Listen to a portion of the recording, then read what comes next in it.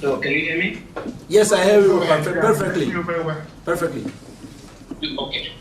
Yeah, so I wanted to say a couple of things, but I will also try to be snappy because with our committee, in terms of what we have achieved so far, we've had a dictionary of names, a dictionary of Mbasa names, and we've also initiated the first correlate classes in the city of Yaoundé, and the two teachers who helped us deliver the lessons are in there in the hall with you.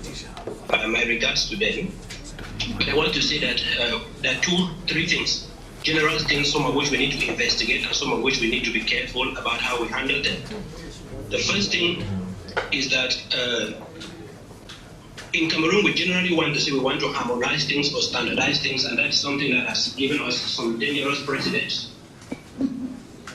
Because when we tend to think that, okay, we will tell people what their language is, or if it is a language or not, I think that is not the right way to go, because diversity means respecting everyone's identity, including their cultural identity and linguistic identities. And because we cannot tell an American whether or not to consider American English as a language, it would not be a good thing for us to tell maybe a Mbasa person not to consider the Mbasa language as a language.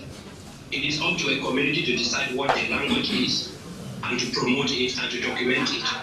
Of course, in synergy with other languages around and then national effort. This being said, I want to also say something because one challenge we face is that when we are trying to get into partnerships with some faith-based organizations that have sponsored a lot of the projects that have delivered mostly on the Bible translated into our languages, you find that some state organizations will tell you that there are difficulties and bottlenecks in terms of obtaining authorizations. For example, from a ministry like scientific research, if you cannot prove that the language will be written in the general alphabet of Cameroonian languages.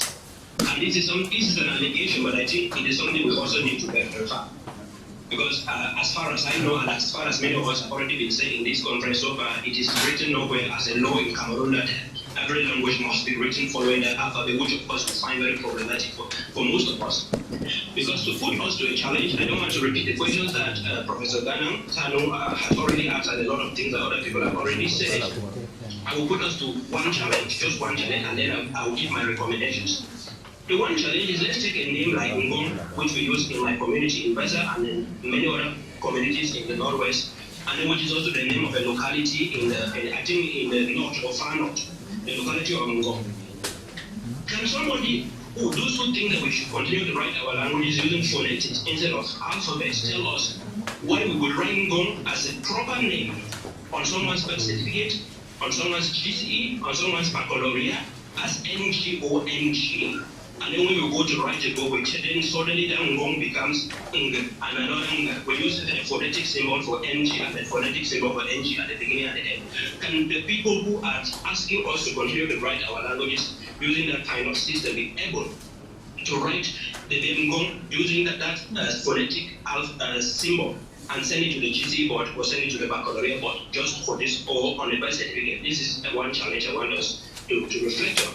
And of course, we don't want to be writing our languages and running around people when people have their attentions to be divided between social media, rapid technology, and AI. We will not be running behind people and telling them that, oh no, you need to download a special alphabet or a special keyboard before you can type, when the person has their phone and their laptop with already a keyboard and an alphabet. So on this note, I want to now go to what I think should be my recommendations and suggestions. The first one is an ask. And this is going to Professor Nde.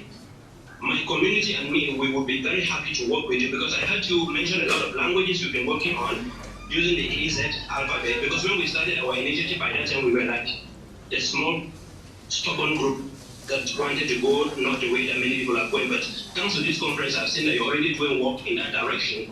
And I want to let you know that my community is willing to work with you, because I've not had any language from the Northwest that you've cited.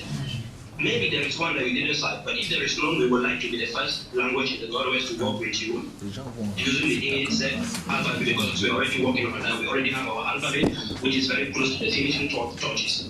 But even if you've already worked with languages in the Northwest, we want to become one of the next ones to continue this project. And then the final recommendation or suggestion I want to make is this, that I know very well some of the groups in which we were working with him prior to this conference. He has already closed them down.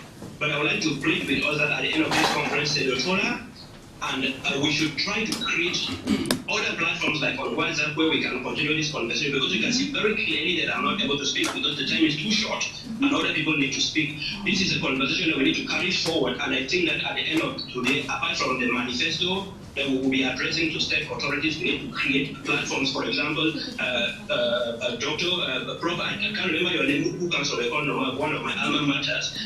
People like you, we will need to work together. So we need to work together, and I think we need to create something, a platform, a WhatsApp forum where we will continue to share best practices and collaborate on these issues. But I know Tanu, because when he's done with the group, he closes it and he goes away. So I want to really stress on this point that it will be a good idea that you guys in the hall try to collect your phone numbers and your email addresses, and so that we can then, at the end of this conference, take this conversation further. For those of us who are online, we will coordinate with Channel and we can be able to get our contact so that we take this further and continue to develop our language. Because as I want to end with this, I work on future generations, and because I know this thing and I'm seeing it happening today, I don't want to be a bad ancestor. In the next 100 years, I don't want the person to look back and say I was aware that our language could get wiped away by AI and I didn't do something. We need to be able to produce mass information using LML, large language models, and we can only put that if we can tap on existing technologies and gadgets like WhatsApp and Facebook and the rest by using writing our languages in simple ways. So on this, I will put an end to my talk. Thank you very much for kind attention and very much. Thank you very much.